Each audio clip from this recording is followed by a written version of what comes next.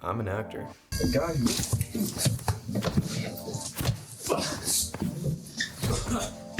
I don't know.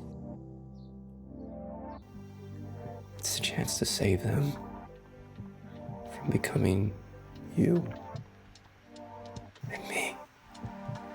Welcome to Edge of Frame, a video series that explores the art of filmmaking. I'm your host, Ryan Vanderbush, and today we look at Training Day, which came out in 2001. Directed by Antoine Fuqua. Known for directing The Equalizer and Southpaw, Training Day is a gritty, crime-filled thriller that blurs the lines between right and wrong, diving into systemic and cultural themes inside of Los Angeles, California. Denzel Washington's iconic performance as Alonzo Harris earned Training Day the Best Actor in a Leading Role Oscar in 2002, with a second nomination for Best Actor in a Supporting Role for Ethan Hawke's portrayal of Jake Hoyt. Does it really take a wolf to catch a wolf? Let's find out. The story opens with Jake Hoyt alone in bed. Why is he alone? Prepared for the day, Hoyt meets his new boss. I'm required to mention Denzel Washington's improvisational skills. Boom! Did I? I ad-libbed a lot. And really, a lot of that stuff wasn't on the page. Howling like a wolf? Yeah. No, he did that. He did that. Yeah. That came to him just like I'm just gonna howl. King Kong ain't got nothing on me. It just came out of me. We were there. That was not on the page? No. We were there that night. He gets so into the zone. He's in the moment. The script was written by David Ayer, who you may know from End of Watch and Suicide Squad. Dude, what the fuck? Jake and Alonzo begin the day. Today's a training day, Officer Hoyt. I supervise 5 officers. You could be number 6 if you act right. Alonzo decides it's a great time to test Jake's skills with a felony drug stop, which quickly turns into a robbery. Alonzo demands Officer Hoyt use the stolen drugs. Smoke it. Oh, take a hit. No. Alonzo manipulates Jake. But you know what? I don't want you in my unit. I don't want you in my division. Get the fuck out of my car. Go back to the valley, rookie. Give me that thing. Next, they visit Roger, a former narcotics agent who turned drug dealer, who references a potential threat from Vegas pursuing Alonzo. Back on the road, Jake spots muggers attacking a young girl. After being saved, she mentions her family consists of major gang members. That's important for later. Alonzo considers justice to be served and opts to let them go. We're gonna cut him loose? You want to beat him up? Go get down. Protect and serve, brother. I got a punching bag at home. These guys should be off the streets. A rightfully pissed Hoyt confronts Alonzo, and their conversation guides us to the thesis of the film. Want justice. Is right? that not justice? That's street justice. What's wrong with street justice? Oh, just let the animals wipe themselves out. God willing. To protect the sheep, you got to catch the wolf. And it takes a wolf to catch a wolf. You understand? See, Jake is a rookie that believes in delivering justice following protocol. Alonzo believes that the ends justify the means. In other words, it's worth doing a little wrong to stop something worse. That's the central debate of the film. Which method is correct? Both sides make compelling arguments and state evidence that supports their belief.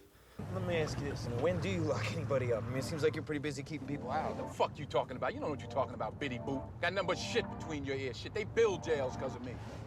Judges have handed out over 15,000 man-years of incarceration time based on my investigations, okay? My record speaks for itself. How many felons have you collared?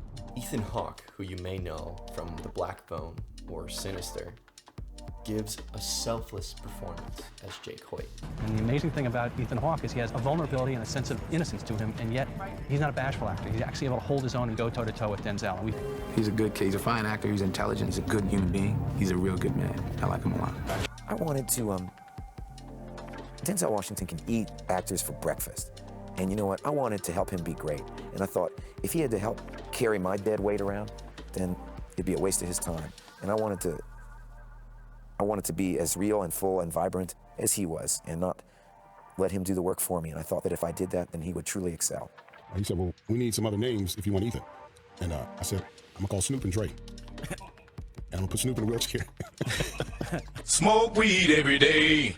Looking for information, they chase down a character played by Snoop Dogg and, talk with him. Oh, you got none, huh? Armed with the alias Sandman from Snoop and an address from Intel, Jake and Alonzo rob another person,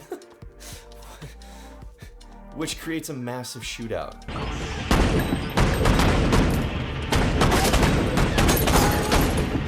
Having escaped from the neighborhood firefight, Jake demands answers from Alonzo. So, Alonzo, say it with me, manipulates Jake. Tells him if he wants to make detective, this is how. This is how you make impact. But why is this effective? Denzel's incredible performance is packed with charisma. It's very bold of Denzel to take this role. It is not his usual, clearly heroic role. He always plays somebody in whom the audience has a great deal of empathy. This is a movie that challenges that empathy.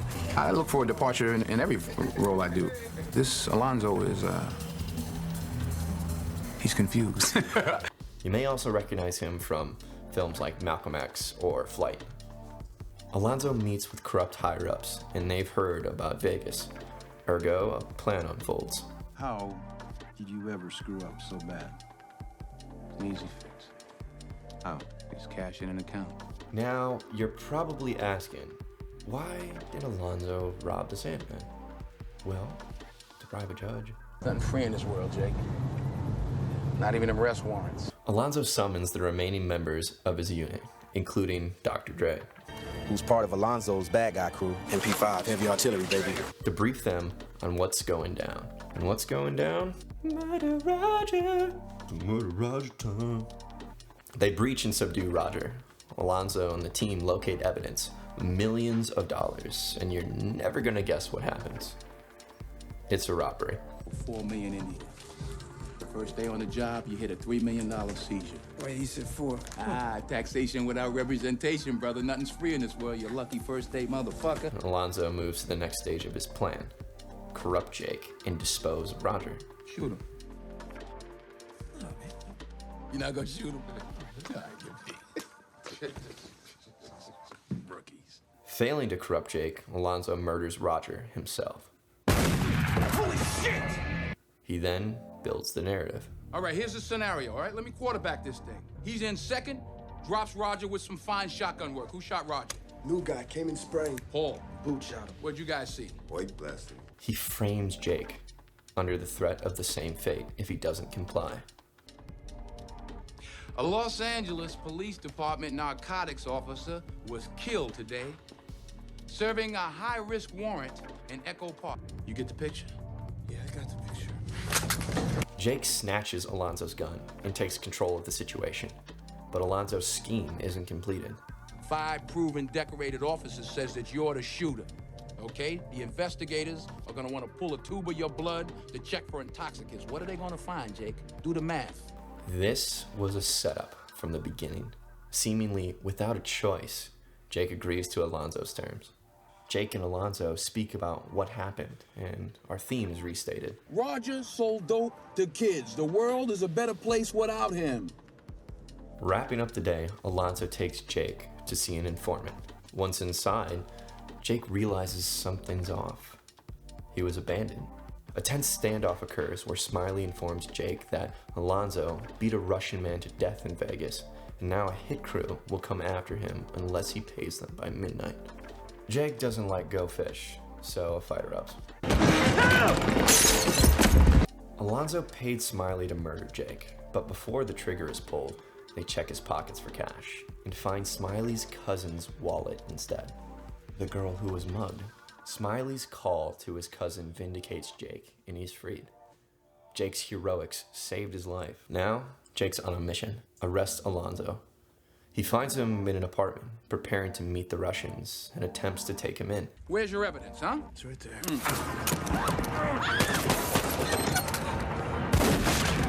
Alonzo flees out the back window. In pursuit, Alonzo catches Jake with a right hook. They battle, with Alonzo gaining the upper hand.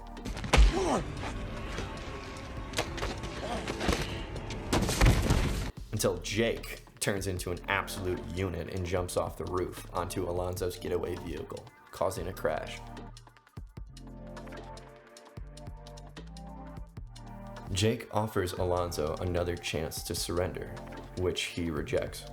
The neighborhood, that's fed up with Alonzo's grip over them, offer Jake probable cause, i.e. a gun. Director Antoine Fuqua wanted to capture an authentic view of Los Angeles' culture. First thing he brought to this table is an understanding of what inner city Los Angeles is like. Very much about LA speaking for itself and being what it is. And Antoine is definitely a good guy. All right. Any of y'all can be a camera operator one day. Any of y'all. And I wanted to bring something positive to the community. I wanted them to see a film being made, you know, some magic. I wanted them to meet Denzel. I wanted them to meet Ethan. I wanted them to see me, you know. I come from the streets. I wanted them to see me doing something positive. I wanted the whole crew to get in the environment, see the people, to see what the movie's about, to feel the texture of the world. Where we're going, I'm telling you, no cameras have been in Imperial Courts the way we were. Jake shoots Alonzo, which triggers a desperate plea for his money. Okay, wait. Okay. All right, look. Jake, I need the money. Give me the money, Jake. Give me the money, please, Jake. Give me that money! It's not gonna happen. The neighborhood members hold their tyrant at gunpoint, and Alonzo falls victim to his own ideology. No, you did. Hey, Jake! Hey! Jake! Jake! Jake! Come back here! Jake! Yep, that's Terry Crews. He showed up just to watch. The director, Antoine Fuqua, came over and said, hey, man, you want to be in this movie? And I was like, what? Yeah! The movie ends with Alonzo being gunned down by Russian hitmen.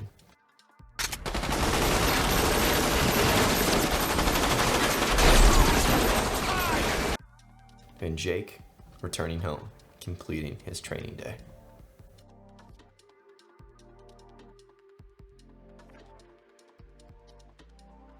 That's training day. Now, let's get to the big three. Acting, 10 out of 10. Denzel drives home a complex and accurate portrayal of a corrupt detective twisted by greed and effectiveness. Writing, 8 out of 10. David Ayer created a gritty, lived-in dialogue that found unique character voicings. Directing, 10 out of 10. Antoine Fuqua managed to deliver a film that sparks a moral debate long after it's over. I'm your host, Ryan Vanderbush, and this was Edge of Frame. Stay classy.